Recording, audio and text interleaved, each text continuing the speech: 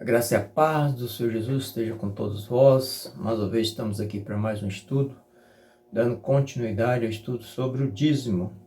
Então, para quem não acompanhou, para quem está assistindo esse vídeo sobre o dízimo, esse estudo sobre o dízimo pela primeira vez, então talvez para você entender corretamente, você vai ter que assistir os estudos anteriores, que nós temos já aí, está no canal.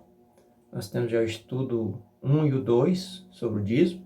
Temos o estudo do dízimos no Novo Testamento, na Igreja Primitiva, o dízimo na Idade Média em comparação com a atualidade e o dízimo na Antiguidade, que abordou o início do dízimo, Abraão e até o dízimo de Jacó. E hoje nós estaremos abordando o dízimo segundo a lei de Moisés, estabelecido na lei de Moisés.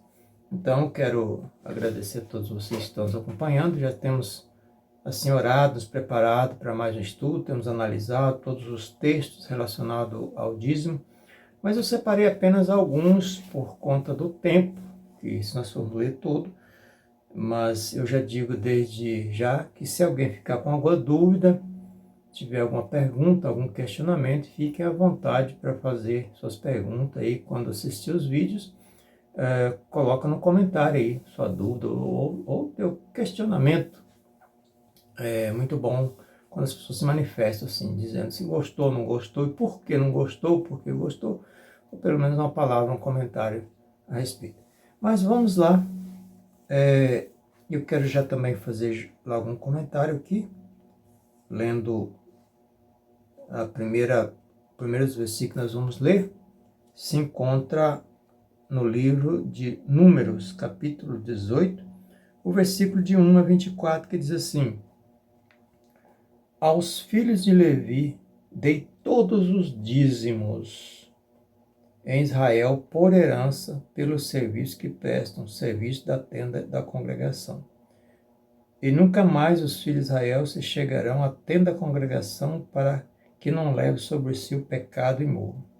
Mas os levitas farão o serviço da tenda da congregação, respondendo por suas faltas.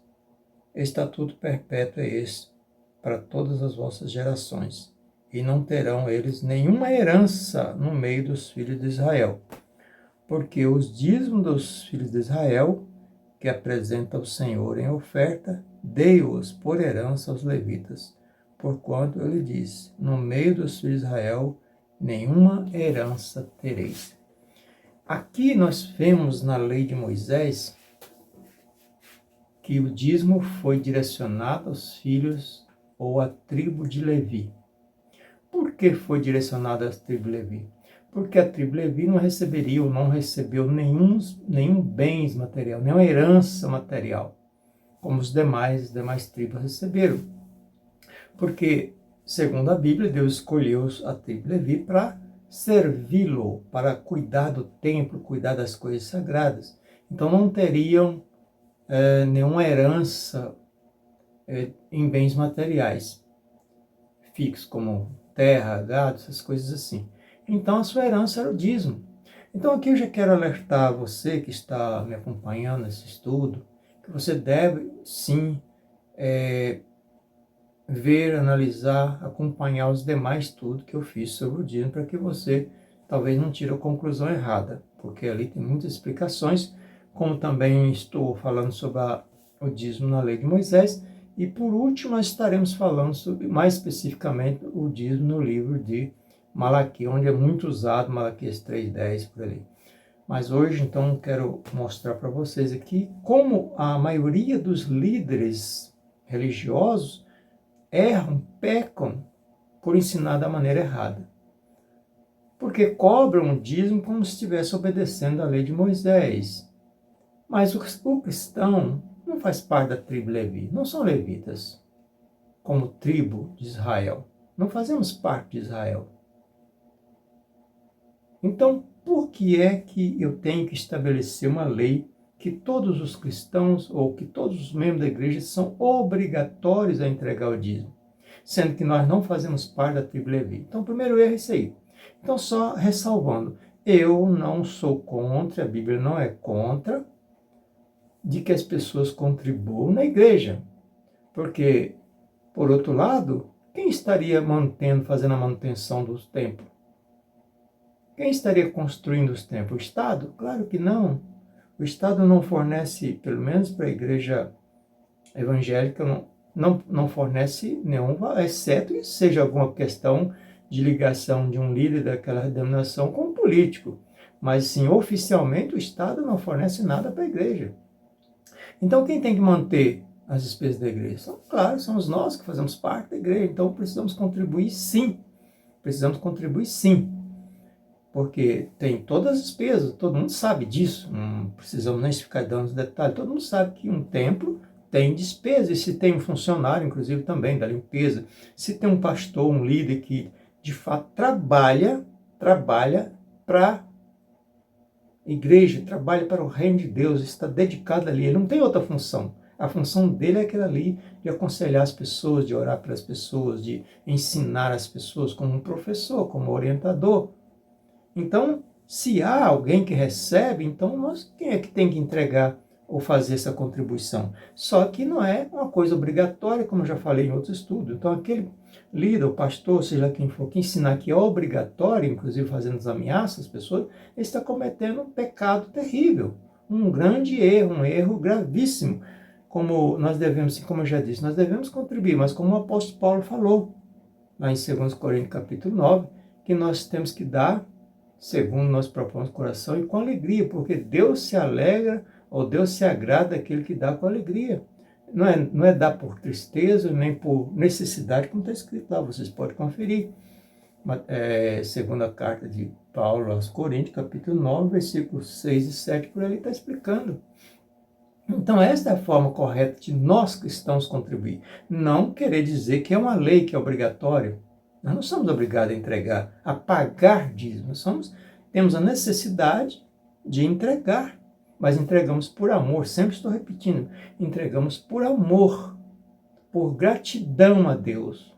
E como eu sempre digo, aquilo que nós fazemos por amor é feito de uma maneira perfeita, de uma forma muito melhor do que aquilo que é feito debaixo de uma ameaça, debaixo de uma lei estabelecida. Então, sim, é um erro gravíssimo dizer que nós somos obrigados a entregar o dízimo, e aquele que não entrega o dízimo não pode ter cargo na igreja, como a irmã me perguntou, que na igreja onde ela estava lá, parece que uma das normas para que as pessoas sejam um presbítero, ele tem que ser dizimista. Ele não precisa ser dizimista, ele precisa contribuir, mas conforme ele propôs no coração, é aquilo que está ao alcance dele. Não é obrigado. Então, isso é uma ameaça. Então, nós não podemos aceitar isso, os líderes ficar nos pressionando, nos dominando. Eu também sou liderança, mas eu entendo que isso aí, que as pessoas se entregam com amor. E vem muito mais do que se fosse pela obrigação de uma lei. Porque, às vezes, e também outra coisa que eu quero que leia um versículo aqui, para esclarecer mais, Deuteronômio capítulo 14, o versículo 22 e 23 diz assim: certamente trarás ou darás o dízimo de todo o fruto das tuas sementes, que ano após ano se recolheu do campo.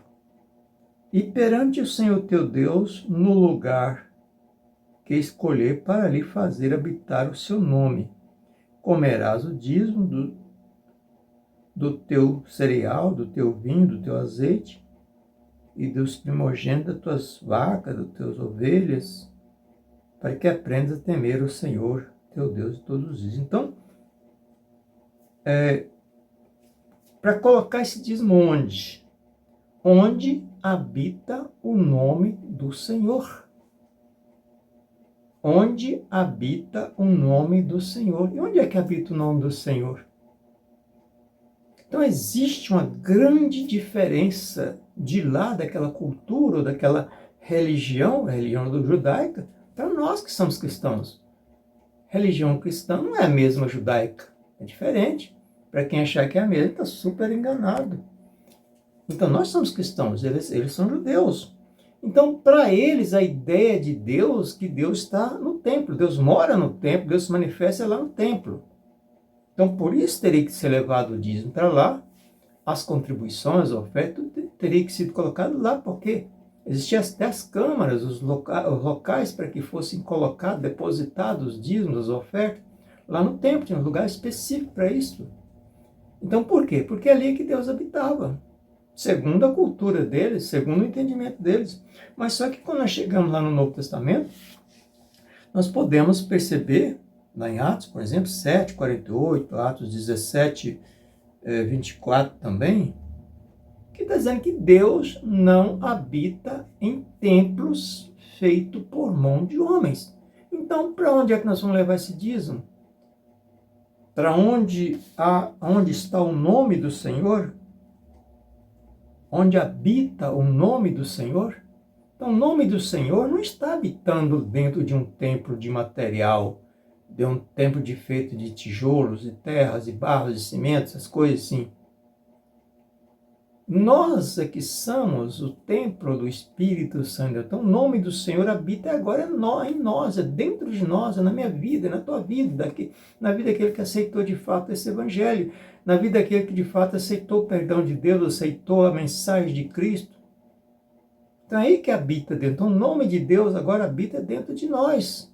Não lá num templo feito por mão de homens. Mas no passado tinha essa ideia que Deus habitava lá. Então, inclusive depois, posteriormente, quando houve a separação das tribos, as 10 tribos do norte ficou separadas das 2 tribos do sul, houve até aquela discussão de que onde é que Deus de fato se manifestava.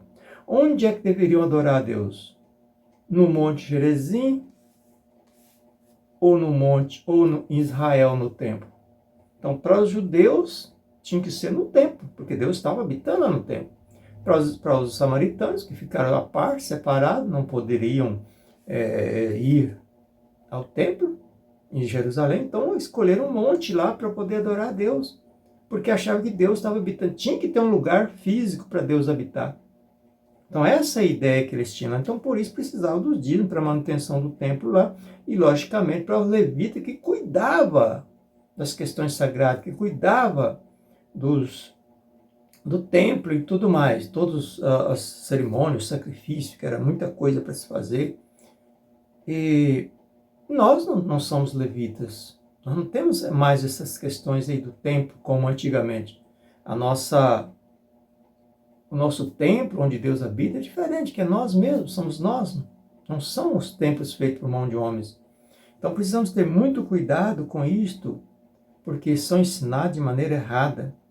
Então você que está preso a ensinamentos errados, tome cuidado.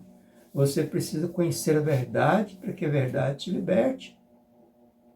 Então nós sabemos que as coisas mudaram a partir de Jesus. Jesus nos libertou. E outra coisa, como eu já disse mais uma vez, nós não somos levitas, não fazemos parte da tribo Levi.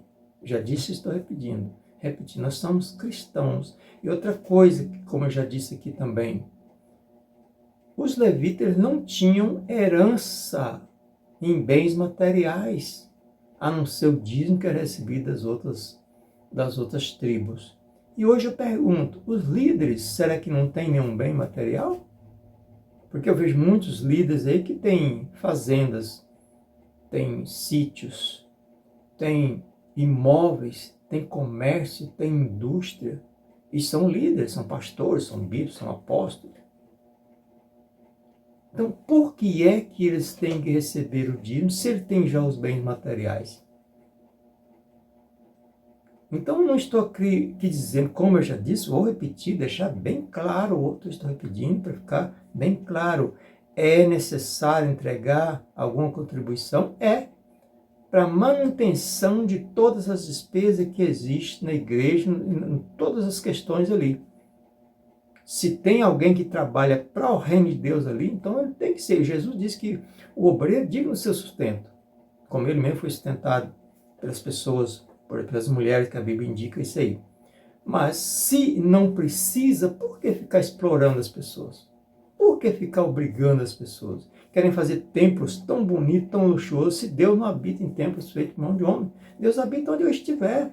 Até porque Jesus disse que os verdadeiros adoradores, quando ele respondeu aquela mulher samaritana que questionou ele a respeito do lugar de adorar a Deus, era lá no monte, lá em Samaria, ou era em Jerusalém, porque os judeus diziam que era Jerusalém, no templo. Ele falou, olha, Nem lá, nem cá. Nem no templo, nem no monte. Deus está procurando os verdadeiros adoradores que o adorem em espírito e verdade. Quer dizer, onde quer que esteja, está adorando a Deus.